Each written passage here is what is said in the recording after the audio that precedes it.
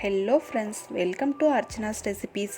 அர்ச்சனாஸ் ரெசிபீஸில் இன்றைக்கி என்ன பார்க்க போகிறோன்னா, எல்லாருக்கும் ரொம்ப பிடிச்சமான தட்டை ரெசிபி தான் பார்க்க போகிறோம். எப்படி செய்கிறதுன்னு வாங்க பார்க்கலாம்.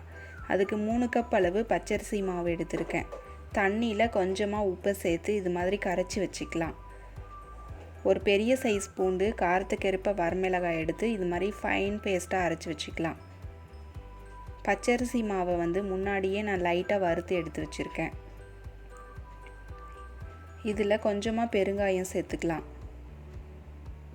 பொட்டுக்கடலையே இது மாதிரி அரைச்சி சலிச்சு வச்சுருக்கேன், அதை நான் சேர்த்துக்கிறேன்.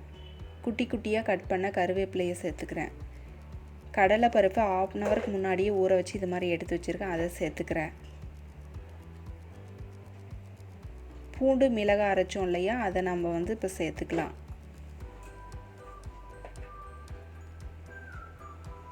சேர்த்துட்டு இதை நல்லா மிக்ஸ் பண்ணி விட்டுருக்காங்க. உப்பு கலந்து வச்ச தண்ணியை கொஞ்சம் கொஞ்சமாக சேர்த்து சப்பாத்தி மாவு பதத்துக்கு உருட்டி எடுத்துக்கலாம். பாருங்கள், இது மாதிரி உருட்டியாச்சு. நம்மளுக்கு எவ்வளோ பெரிய தட்டை வேணுமோ அந்த அளவுக்கு நம்ம மாவு எடுத்துக்கலாம். எடுத்துகிட்டு இது மாதிரி உருட்டிட்டு ஒரு எண்ணெய் கவரில் வச்சுட்டு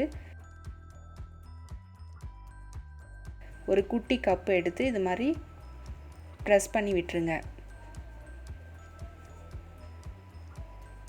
இது மாதிரி ப்ரெஸ் பண்ணியாச்சு. இப்போ பாருங்கள், இந்த அளவுக்கு மொத்தமாக இருந்தால் போதும்.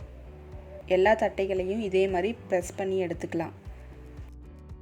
எண்ணெய் சூடாகி ரெடியாக இருக்குது. அதில் ஒவ்வொரு தட்டையாக நம்ம சேர்த்துக்கலாம். சேர்த்துட்டு தட்டையெல்லாம் மேலே வந்த பிறகு டர்ன் பண்ணி விட்டுறலாம்.